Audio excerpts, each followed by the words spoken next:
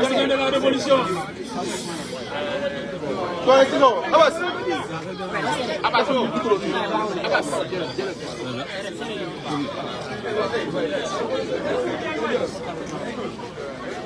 Bismillah.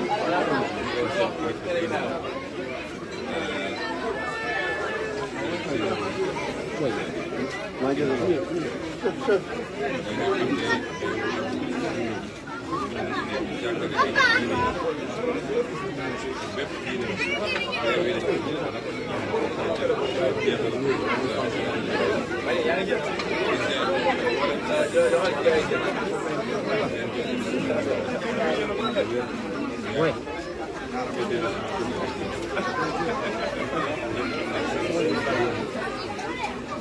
Combat.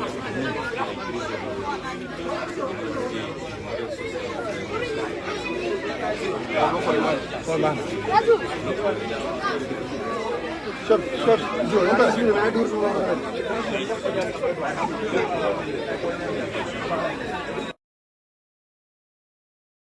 ñi tuut tànk ba léegi fi lañ ko mës a jullee muy suñu juma HLM Néma bi di ziar mbokk yëpp nag ñi ñu bokkal julli gi imam bi ñi ànd ak moom ci yor jàkka ji di fi def liggéey bu am solo am mbégte rek nekk ak samay mbokk parce que julli moom foo ko bokk ak say mbokk jullit rek baax na waaye bokk ak say mbokk deret say mbokk dëkkandoo dafa am solo kon di leen ziar ñoom ñu Sénégalais yëpp nag une bonne fête de Korité ñaan yàlla mu may ñu fekkewaat ko ay déwén yu bëree bëri mu ànd ak dal ak tey ak jàmm ju bëri ànd ak mbébét yu sotti ànd ak lii nga xam ne mooy naalu président Bassirou Diomaye Faye ci réew mi ak man li may liggéey ci sama gouvernement yàlla may ñu ci ay progrès yu ama sama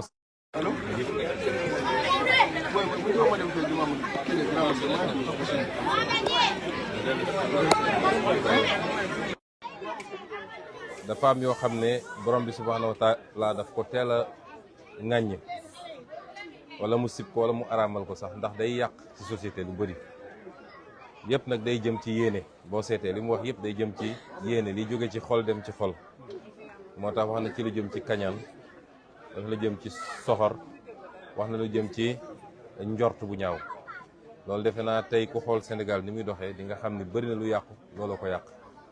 ku xëy xool ku la neex jotewu leen dara nga fenk lu la neex ci moom teg ci deram bis bu ne yaa ngi xool foo koy jaare ba gis lu ñaaw wala lu bon ci moom teg ko moo tax xutba boo xam ne xutba d'actualité la bu méngoog suñu jamono kon ñu ko ci gërëm ñu ko ñaan yàlla mu yokk xam-xamam yokk wér-gu-yaram ba liggéey bi mu taxawee mun koo continuer ànd ceeg mboolem seen ñi yor jàkka ji bu loolu weesoo nag ma bëggoon a délivrer message bu ndaw askanu Sénégal ndax dafa am liggéey bu ñu sumb ma yàgg a wax nag ni liggéey bi du suñu liggéey liggéey bi bu sottee Sénégal yëpp la sottee liggéey bi bu doxee Sénégal yëpp la doxal bu progrès amee ñëpp a koy bokk progrès mënul am ma bokk ak waa HLM Néma kese wala waa sama kër kese waaye Sénégal yëpp a koy gis moo tax démocratie nag kujje mënu cee ñàkk démocratie ak kujje ñoo ànd société mënoo muusa ki waane ba ñëpp dëppoo xalaat dina am ñu gisul ñu bokkul gis-gis ak ñi ca des ñu ne nag ci société moyen bi gën a yomb loolu ñu àtte ko te du gànnaay du génn comme dans beaucoup de sociétés mooy nañu fexe ba créer des espaces de liberté politique liberté d'association ak yeneen ba nit ki kenn ku ne li nga xam ne àndoo ci nga mun koo génne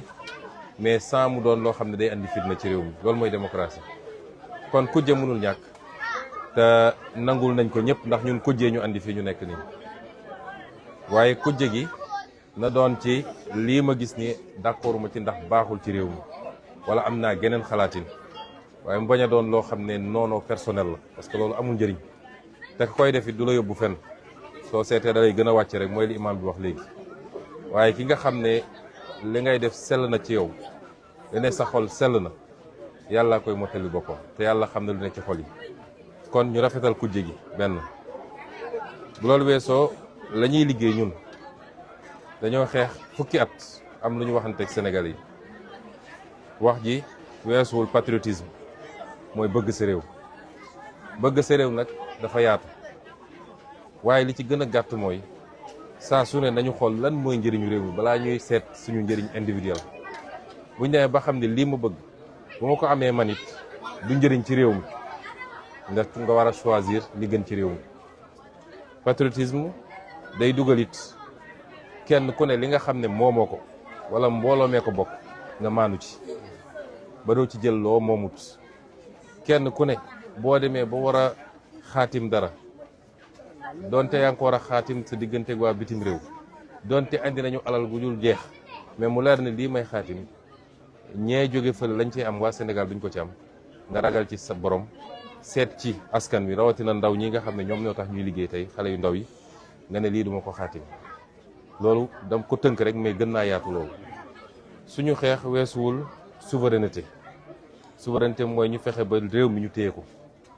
ndax réew moo xam ne koom gi boo ci jëloon téeméer juróom-ñett fukk yi wala juróom-ñaar fukk yi nekkul sa loxo réew moom da nga faa dëkk rek waaye moomoo ko te loolu lañ fi fekk ci suñuy ressources naturelles ci suñuy marché public ak yeneen ñu ne donc loolu bokk na ci di gën a xóot ci li taxoon ñu jóg ñu ngi ci nag defe naa kenn ku ne gis na jéego ñu ciy teg souveraineté dafa am solo mooy tax nga mën a jël say décision te kenn du la imposer démb gis naa ci benn article ñu ne benn réewu Europe dafa ne ñun loi bi ñu woote temps yi la jëmale ko ci li may bañ a tudd métti na leen métti goo xam ne nee nañ seeni financement sax ba matul dañ koy dagg ma ne bu ma delloo Dakar dinaa proposer ñu bind ko ne ko yow ak sa financement yëpp dem leen ngeen bàyyi ñëw suñu réew ñun ñu compter li ñuy def mais loolu dafa am lu mu ànd ak la souveraineté a un prix man foofu laay waxee ak Sénégal yi souveraineté dafa am njëg olof dafa ne ki ëmb sa sànqal moo ëmb sa sutura bu dee yow dañ lay abal ay gët fañ lay joxañ ngay xool moo tax combat souveraineté boobu ñun Sénégalais yi ñoo ko war a porter te liggéey moo koy andi wàññi coow li wàññi xiroo ngaayo gi te jublu ci liggéey réew lu koy changer structurellement en profondeur du mbirum ñetti weer du mbirum ñetti at waaye li am solo mooy est-ce que ñi ngi teg mbir mi ci yoon fan lañu jëm dans 5 ans fan lañu jëm dans 10 ans loolu moo ci am solo kuy tabax kër boo xoolee fondation bi ñu ne la 10 étages ñu war a tabax boo ñëwee gis fondation xool fer yi ñu ci def xool béton bi ñu ci def di nga am yaakaar ni kii mun na dem 10 étages kon nañu ànd ak tey ak dal te ñu jëm ci liggéey parce que chance bi bu ñu rëccee lii nga xam ne refondation Sénégal la refondation structurelle moo tax man waxuma alternance dama ne alternative loolu dafa laaj ànd ak tey ak dal ànd ak résilience ak endurance ñu jublu ci liggéey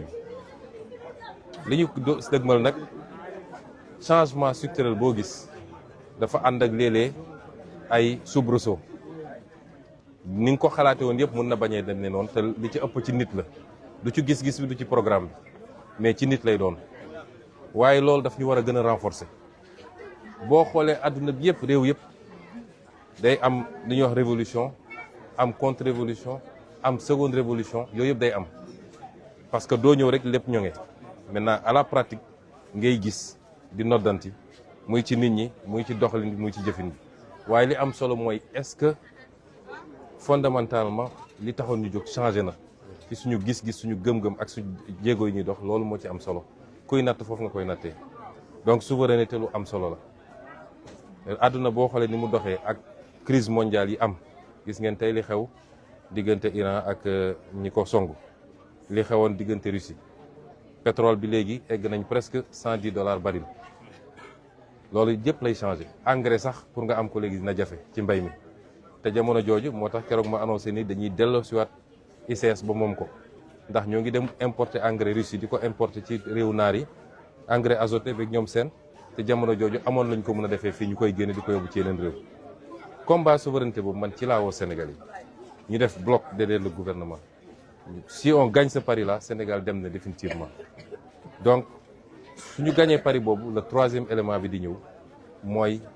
prospérité mooy fexe ba alal gi parce que alal balaa nga koy séddale da nga koy dajale. il faut d'abord nga dajale alal doo ko mun séddale waaye fu dara newul mënoo séddale kon suñu créé prospérité bi doog a xalaat nag séddale mu doon séddale gu mandu mooy du féete boor duñ ko jox ñenn rek ci Sénégalais yi parce que ñoom ñoo am possibilité jege kilifa yi wala ñoom ñoo am entre gens wala ñoom ñoo mën a def seeni manipulation nañu fexe ba Sénégalais bu nekk ba ci génération yi ñëwagul sax mooy loolu ñu naan fonds intergénérationnel nga am loo comp denc foofu ba génération yi di ñëw dinañu am benn couverture. du mujj bi nag mooy justice réew bu amul justice mënul dem justice nag lu yaatu la justice ci activité économique yi justice ci société bi justice ci état bi mais réew mu amul justice mënul dox mooy kenn ku ne bu dee wàcc nga yoon ba mu fës ni wàcc nga yoon li bon mooy ñuy fenkal nit ay dossiers yu amul waaye nit ku wàcc yoon ba mu leer ni wàcc nga yoon li yoon wax ñu teg ko sa kaw réew mu la ëppale loolu moo la gën a jag waaye réew moo xam ne nit mun na def lu ko neex parce que jàpp na ni après mën naa dem naxanteeg Masamba ma Demba wala ma dem làqu ci gannaaw diw dara du ma dal néew du doole bi moom lu mu def ñu teg ko di Sénégalais yi naan ku sàcc ganaar ñu tëj la 5 ans ku sàcc ay milliards ñu jox la liberté provisoire nga dem toog sa kër loolu tànk mi ngi am réew mi mënul dox te ñun dañ ci am responsabilité dara warul tax ñuy protéger ay nit yoo xam ne def nañ lu ne fang rawatina nag ci alalu réew mi stratégie politique warul tax bëgg ay voix warul tax man yàgg naa ko wax sama rakk ma bokkal ndey ak baay bu jëlee alalu réew mi na dem diglante ko ak réew mi bu dóoree ku mu warul dóor wala mu rey ku mu warul rey na dem diglante ko ak yoon du ma ci intervenir li ma ci mën mooy dinaa ko seeti dinaa ko nemmeeku dinaa jàppale njabootam dinaa ko wutal avocat waaye du ma ci intervenir na yoon def li mu war a def réew bu dajale loolu réew moom ala kulli xaal kenn mënu koo tee dem ma daaneel daal ci lancer un appel aux Sénégalais ñun dañoo bëgg conscience citoyenne parce que am na niveau conscience citoyenne boo xam buñ ko amee rek dara mënatuñoo téye àdduna bi dafa nekk ci changement bu profond ñi am doole ci àdduna ñi ngi jàmmaarloo di dóorante di reyante parce que diggante puissance yi nga xam ne ñi ngi jéeg di am doole ak puissance yu ndawaan yi nga xam ne yu intermédiaire ak ñun ñi nga xam ne existé wuñu sax ci carte géopolitique bu àdduna ñun ñoo war a xam ni fi nit ñi teg seen tànk ba egg fii Chine bii ñuy tudd il y a 30 ans famine dafa daan am famine du ñu am lu ñu lekk ba lu mat 30 millions de personnes dee fa parce que amuñu lu ñu lekk tey c'est devenu la première puissance économique du monde est-ce que Chine di nga dem fekk fa coow wala wax ju bëri déedéet Chinois dañuy liggéey 24 heures sur 24 avec une discipline extraordinaire moo tax kenn mënu leen téye tubaab yi ñoo ñu gën a développé foofu waaye boo demee xool tubaab ni muy liggéey nga natt kook ñun même ñi émigré sax bu ñu ñëwee dañuy changer façon de travail kon ñun ñoo war a jël conscience ñun loolu la ñu woo Sénégalais yi lañ ci war nañ ko def mooy jiit yu jub jiit yu bëgg réew mi jiit yu sellal ci ni ñu yore alalu réew mi loolu moom dañ ko def ba mu mat sëkk te ñu xam ni dañoo bokk ci entité bu tudd Afrique rawatina Afrique soowu jant muy Afrique de l'Ouest dina jafe ñu dem te ànduñoo ak ñooñu damay faral di wax ni développement mun na nekk ci réew bu ndaw bu ne bu dee defar nga li nga war a def waaye puissance munoo ko am dans un pays de 196 kilomètres carrés pour 18 millions d'habitants puissance dafa laaj territoire mooy suuf su yaa laaj population nga am marché loolu ci CEDEAO lañ ko mun a amee donte problème yi bëri na ñi jiite léeg-léeg demuñu ci direction bi ñu war a dem waaye ñun peuple yi ñoo war a porter unité boobu nga xam ne lu war la suñu diggante ñun biir Afrique ba am doole gi ñu war a am peut-être dans 10 ans dans 15 ans fu ñu wootee ci àdduna woo ñu ñëw toog ñu nit. Donc je vous remercie pour ces questions. Je voudrais d'abord à l'entame de mes propos me réjouir d'être là aujourd'hui, de pouvoir partager cette fête avec l'ensemble des Sénégalais, mais en particulier ma ville, Ziguinchor, mon quartier, les HLM, d'avoir ce privilège de prier ici, à côté de mes proches, de mes amis d'enfance, de mes parents, de mes voisins, de souhaiter à tout le monde une très bonne fête de Korité, à tous les Sénégalais au monde entier, une très bonne fête et d'adresser nos prières et nos vœux, que nous puissions le revivre encore des années et des années, dans les mêmes conditions de quiétude, de paix et de tranquillité, de prospérité également pour le pays. Je voudrais également adresser mes salutations à l'ensemble des guides religieux de ce pays. Aujourd'hui, nous célébrons une fête religieuse qui est la consécration d'un mois de pénitence pour nous musulmans. Pour nos amis chrétiens, il reste encore quelques jours. J'en profite en tout cas par anticipation pour leur souhaiter également une très bonne fête, une très bonne fin de carême, une très bonne fête de Pâques. Adresser mes vœux à l'ensemble des musulmans, mais l'ensemble des guides religieux, de tous les guides religieux réunis, les guides confrériques, les guides de structures d'associations religieuses, les imams, les prédicateurs, les enseignants. Je leur souhaite à tous, les prêtres, tous une très bonne fête. Féliciter également l'imam pour la qualité de son sermon. Il nous a entretenu de mots sociétaux extrêmement prégnants dans notre société actuelle, tels que la jalousie, l'envie, la médisance, sur des bases qui ne sont pas souvent fondées. Et aujourd'hui, si on voit ce qui se passe dans notre société, facilité par des outils et des instruments comme les réseaux sociaux, évidemment, ça remet au goût du jour le sermon, l'excellent sermon de l'imam, et nous nous approprions ces considérations. Dire aussi que le Sénégal est un pays de liberté. La liberté ne veut pas dire le libertinage. Ça ne veut pas dire que chacun peut faire ce qu'il veut. Un pays de liberté, liberté encadrée par des textes, des lois. La Constitution elle-même d'abord, des textes de loi et des textes réglementaires. Parmi ces libertés, il y a la liberté d'association, il y a la liberté politique, les libertés politiques. Et nous reconnaissons cette liberté à tout le monde. Nous-mêmes avons joui de cette liberté, continuons à en jouir, c'est pourquoi nous sommes là en train de parler. Nous avons pu en jouir en étant dans l'opposition. Nous la reconnaissons à tout le monde. Et nous sommes là en tant que tenants du pouvoir actuel pour garantir ces libertés, mais sans excès, sans exagération et sans conséquences dommageables sur la paix et la sécurité sociale. Et c'est pourquoi je voudrais lancer un appel à tout le monde, à la sérénité, au sens de la responsabilité. Nous sommes tous Sénégalais. Chacun a le droit de s'opposer par les idées, de marquer son désaccord par rapport à des politiques publiques, sans pour autant que ça prenne certaines formes, parce que ce ne serait pas tolérable. Et nous sommes là pour assumer nos responsabilités aussi de garantir, aussi bien pour ceux qui sont avec nous que ceux qui sont contre nous. Nous ne faisons pas de distinction. Nous avons la responsabilité de préserver un certain nombre d'éléments importants pour le pays, notamment pour sa stabilité. Lancer un appel aux Sénégalais. Nous avons démarré un travail qui n'est pas un travail simple. Mais j'ai rappelé que le fondement de notre combat politique, c'est d'abord le patriotisme. Le patriotisme, c'est aimer son pays, plus que soi-même. Être prêt à tout donner pour son pays. C'est extrêmement important. Le patriotisme, ça signifie ne pas s'approprier ce qui appartient à la collectivité. Défendre les intérêts du pays. Vaille que vaille, quel que soit l'interlocuteur que vous avez en face de vous, et quel que soit le pays d'où il vient, sa puissance financière, économique, c'est de dépendre d'abord des intérêts du Sénégal. Ne n'apposer sa signature que quand on est sûr que les intérêts du Sénégal sont saufs. La souveraineté ensuite, c'est extrêmement important. Un pays qui n'a pas les moyens de sa souveraineté ne peut pas être un pays indépendant. Il faut qu'on soit très clair avec les Sénégalais. Souvent, on réclame beaucoup de choses. Les Sénégalais, entre guillemets, certains d'entre nous, vont au-delà du patriotisme et de la souveraineté. Ça prend une forme même de, excusez-moi du terme de parler de suffisance. Nous sommes, c'est bien. mais il faut avoir les moyens de sa souveraineté. C'est extrêmement important. Quand vous dépendez trop de l'extérieur, vous êtes difficilement souverain. Et des pays ont démontré à quoi ça sert la souveraineté. Aujourd'hui, si vous voyez un pays comme l'Iran, qui malgré presque 40 ans d'embargo, de toutes sortes de pressions, résiste encore, c'est que l'Iran a créé les conditions de sa souveraineté technologique, sa souveraineté économique, sa souveraineté militaire, ainsi de suite, ce qui lui permet aujourd'hui de résister. Il nous faut travailler à construire cette souveraineté. Elle ne se décrète pas. Et ça passe par tout ce qu'on est en train de faire, reprendre les secteurs stratégiques qui ont été malheureusement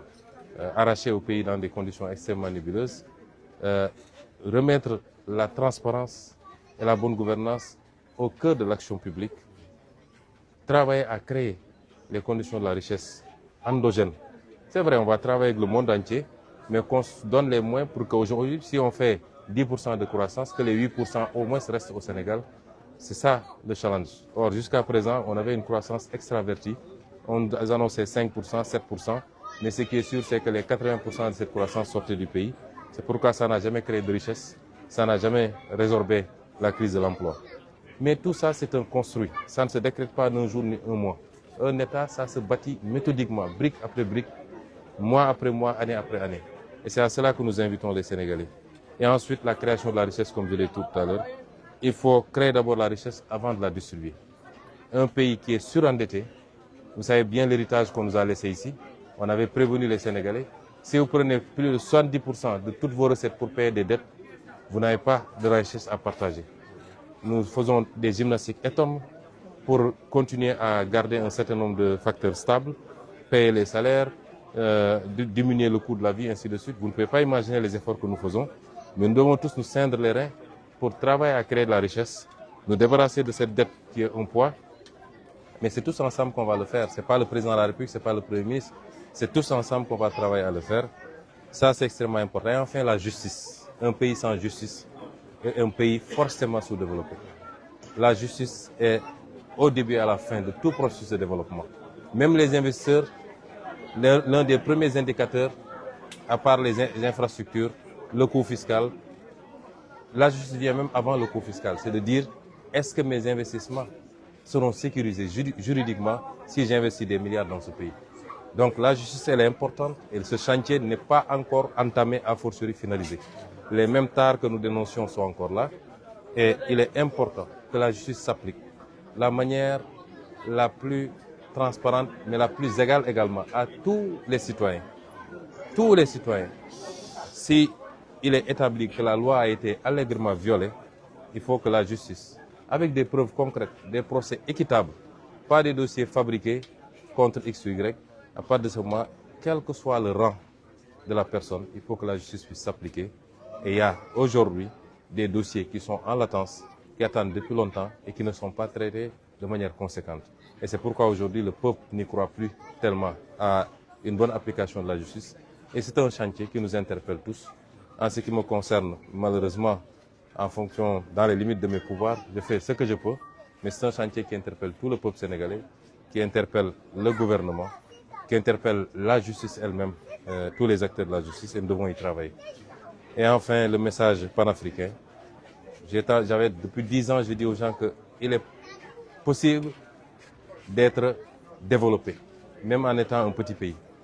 Mais il n'est pas possible d'être puissant. Or, ce qui se joue à travers le monde aujourd'hui, c'est des puissances.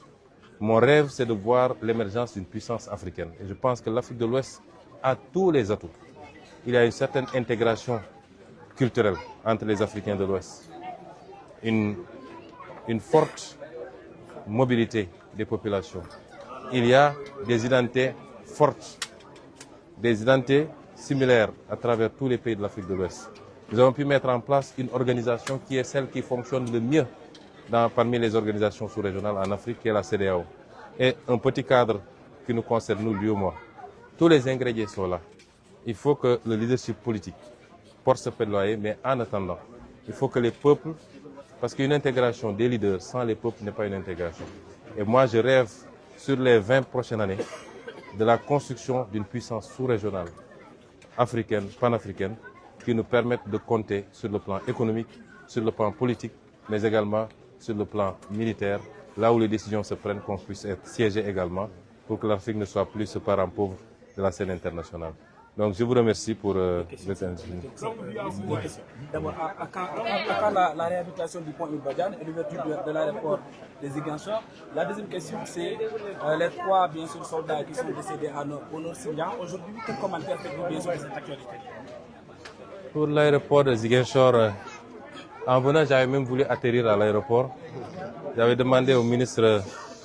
des Transports et au ministre des Infrastructures de voir est-ce qu'il était possible d'atterrir à Ziguinchor. Ils m'ont dit qu'ils sont en train de faire la dernière couche d'enrobé et que l'engagement qui a été pris de livrer cet aéroport en fin avril sera, Inch'Allah, respecté. Nous sommes tous pressés que cet aéroport rouvre et ça permettra de faire les travaux sur la route de Cap Skirring de manière beaucoup plus sereine. Mais je crois que les ministres vont respecter cet agenda-là et que bientôt cet aéroport sera réouvert, Inch'Allah. Pour le pont Émile Badian, nous avons inscrit cette année dans le budget. Vous savez, nous avions lancé le marché. Une entreprise, un consortium entre une entreprise chinoise et une entreprise sénégalaise avait gagné le marché. Mais malheureusement, la situation de la dette et la suspension de notre programme avec le FMI a fait que le financement qui devait être donné par Exim China, ils ont considéré qu'ils attendent l'évolution de nos discussions avec le FMI. Et j'ai dit on ne peut pas attendre. C'est pourquoi j'ai parlé tout à l'heure de souveraineté. Vous voyez là où c'est important d'avoir sa souveraineté. Ma stratégie, si Dieu nous aide, c'est que tous nos chantiers stratégiques, qu'on n'attende plus un financement de l'extérieur. C'est pourquoi sur le budget 2026, j'ai inscrit 30 milliards de crédits pour qu'on finalise des études et que la pose de la première pierre puisse se faire le plus tôt possible cette année 2026 et qu'avec partenaires ou sans partenaires, nous puissions commencer avec nos propres moyens.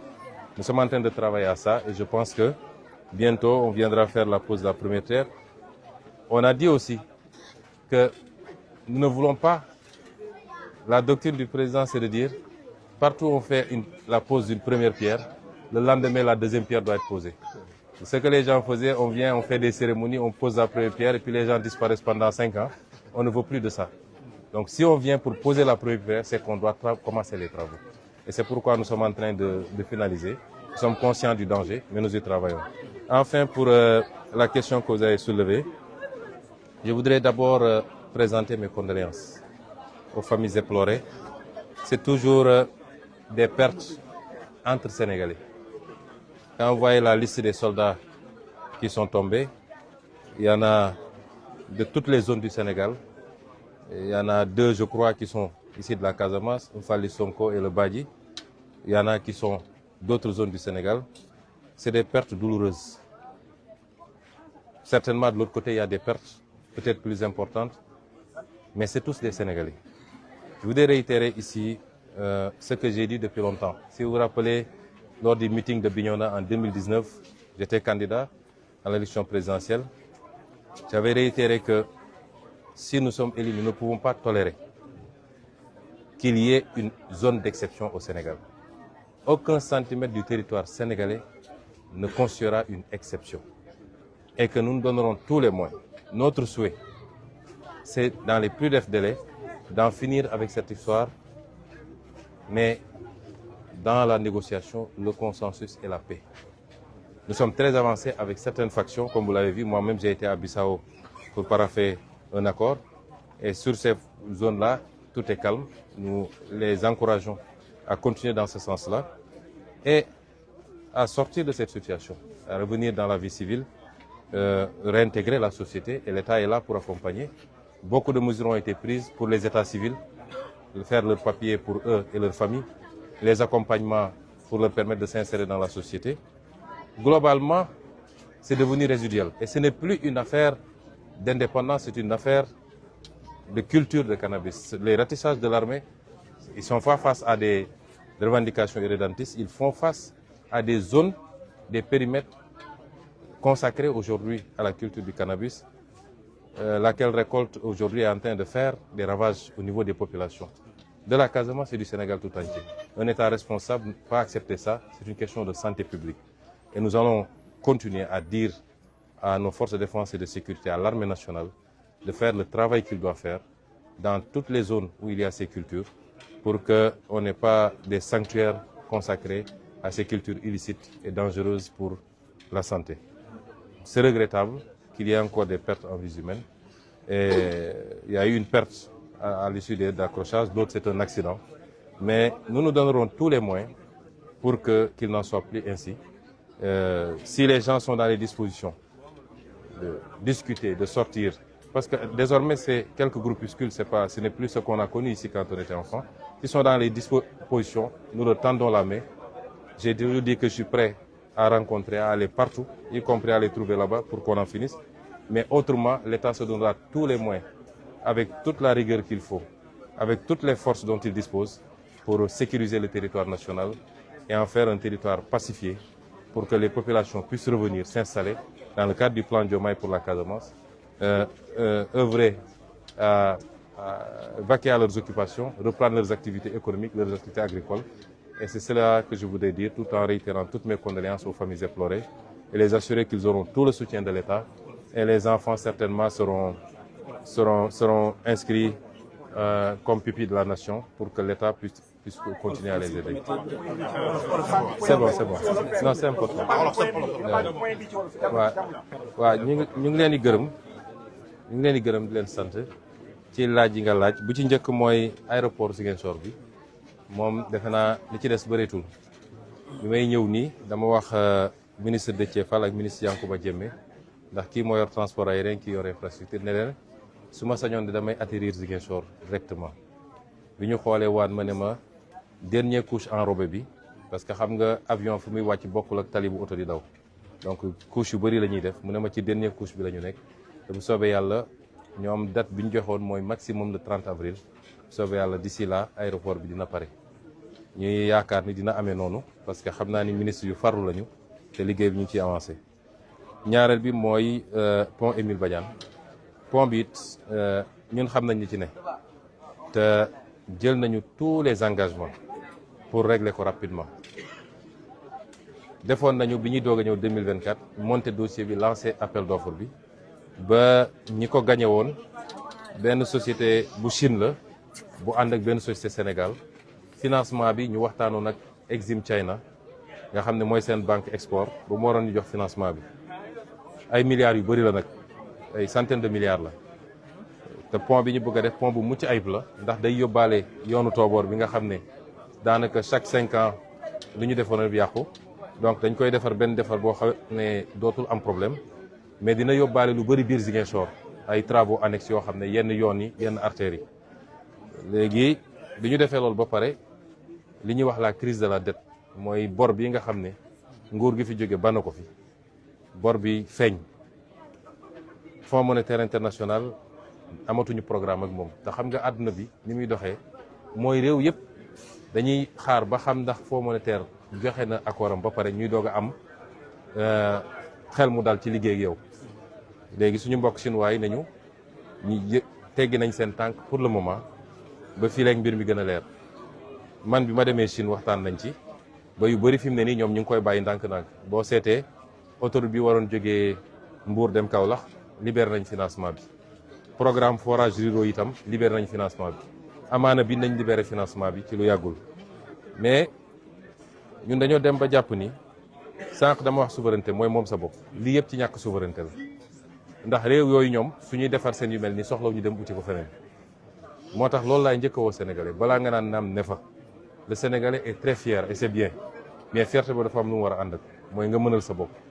moo tax bi ñuy def budget bi donte suñu situation jafe na ci jamono ji mais dama ne chantier yu mag yi nañu fexe ba inscrire ay crédit pour démarrer ko suñu bopp keneen ku ñu si fekk si baax na lu mel ni réseau gazier bu Sénégal nga xam ne war naa soppi xar kanam bu Sénégal lu mel ni pont bu Ziguinchor bi ak yeneen yu mel noonu dama leen inscrire ay crédit pont Ziguinchor bi bind nañ ci 30 milliards boo xam ne mu ngi ci budget bi pour ñu terminer études yi def première pierre bi commencer les travaux ndànk-ndànk ñuy budgétiser bu leneen ñëwee nag alhamdulilah. enfin li nga wax ci suñu doom suñuy rak suñuy mbokk yi nga xam ne daan nañ fii ci fan yi mu am kenn koo xam ne jàmmarloo bi am seen digganteeg waaye fipp yi moo ko faat mu am keneen koo xam ne moom ñeneen ñett ñoo xam ne accident la du jàmmarloo waaye dafa am lu kalaate ci seen gànnaay gu ñu yoroon ñoom dañuy njëkk di ñaan yàlla mu yërëm leen te jéggal leen gëm naa ni sax loolu am na ndax ku faatu ci anam yi man jàpp naa ni shahid nga waaye du tee dinañu ñaan yàlla na yàlla jéggal te yërëm leen yàlla na suuf oyof seen kaw di leen jaale seen i mbokkit jaale gu sori di profité it di jaajëfal suñu force de défense et de sécurité Sénégal li gën a précieux lu ñu am mooy suñuy force de défense et de sécurité ndax boo xoolee liy xew ci yeneen réew yu bëri da nga war a gën a naw suñu armée suñu gendarmerie suñu police tout n'est pas parfait mais dañuy continuer di liggéey pour améliorer ko waaye nous avons des FDS républicains yoo xam ne xam nañ fi ñu war a yem seen liggéey la ñuy def yem ci kenn mu leen dugal ci yenn yi li weesu amoon na ay ñol yu ndaw waaye yóbbaalewul ñu bëri kon loolu day wane ni on a une des forces de défense très républicaines ñu koy sant yàlla war ñun ñëpp ñu war a continuer di leen jàppale ci loolu teg ci nag ni damay fàttali li nga xam ne mooy suñu principe de base wax naa ko fii bi ma ñëwee 2019 ci campagne bi en tant que candidat Bignona Sénégal dama jàpp ni sax réew mu ndaw a ndaw la suñ ko mënoon yokk ko kon du mus a wàññiku 196 kilomètres carrés dafa tuuti man su ma sañoon espace CEDEAO bi yëpp benn réew lay doon kon mënuñu accepter benn pepp suuf sax ñu wàññi ko ci Sénégal te Sénégal benn la ay malentendu mënoon na am 20 ans ci gannaaw 30 ans 50 ans mais léegi dugalante bi am na ba tey mënoo xàmme kan mooy kan du ci diine du ci xeet du ci religion du ci ethnie du ci région boo xoolee suñuy équipe nationale xool suñuy gouvernement xool nit ñi ni ñuy dugalante di séyante seen biir joolaa mën a takk olof mën a takk séeréer mën a takk pël loolu c'est extraordinaire ku xam réewu Afrique ni muy doxee di nga xam ni c'est une chance unique kon ñun ci yooyu la ñuy liggéey ñi nga xam ne nag tey dese nañu gànnaay jàppatuma ni wax ji léegi waxu indépendance la am na ñu koy wax ba léegi mais ci principe lañ koy waxee rek mais jàppatuma ñun yaroo fii 20 ans ci gannaaw 25 ans 30 ans ci gannaaw xam nañ ni mbir mi soppiku na bu baax li gën a andi problème mooy sinébar bi nga xam ne ñu ngi koy bay ci zone yooyu loolu nag nguur mënu koo nangu parce que sinébar dafa day lor suñu xale yëpp dem ba tàmm sinébar di ko muucu li muy yàq dafa bëri moo tax buñ ko defoon Bawol wala ñu def ko Ndar wala ñu def ko Fuuta dinañu wax suñu FDS ñu dem dindi ko kon Casamance mënul doon exception loolu ndigal gu leer la ci président de la République joxe ñu koy appliquer di ko suivre chaque jour fépp foo xam ne ñu ngi fay def loolu dinañ ko dindi nañ engagé nag tous les moyens qu'il faut pour loolu dindee ko bu loolu weesoo nag ñu ngi continuer tàllal suñu loxo ñëpp jot na ñu génn ci lii amul jëmukaay amul mucc kon looy woote pendant 40 ans te ab village sax contrôlé wu ko xamal ni lii amul mucc ñun ñëpp benn lañ ña fa nekk suñuy mbokk lañu man je l'assume samay papa lañu samay frère lañu samay sœur lañu je l'assume publiquement ku mu neex nga dema lii nga wala lële waaye lii ñu nekkee nii amul mucc te tegul ci yoon kon nañu génn ñu toog waxtaan bokk réew mi tabax ko xool nu ñuy créer unité bu gën a yaatu ci Afrique mais pas nu ñuy daggaatee réew yi kenn ku nekk am sa benn 50 kilomètres carrés amul njëriñ àdduna doxewul noonu souveraineté nag dafa am solo ci li may dellu si affaire pont bi moo tax ci loolu lay tëjee di ci continuer woo Sénégal yi ba ci la défense de nos valeurs culturelles souveraineté da ci am solo ndax da ngay gis réew moo xam ne day jox financement Sénégal démb gis naa ko ci réew bu ñuy wax xam nga Luxembourg la xam nga benn réew ci Belgique ne waaw roi bi ñëw voté ci affaire ngóor jigéen yi naqar na leen ba bompul dañuy téye seen financement may leen duñ leen xaar ngeen téye ko sax ñun ñoo leen bind leen téye leen seen xaalis waaye message bi ñu ci war a jàngat ñun Sénégalais yi mooy li ñuy woote it il faut qu'on se donne les moyens mën koo doxal ba mu mat sëkk kon ñu leen gërëm di leen sant salaamaaleykum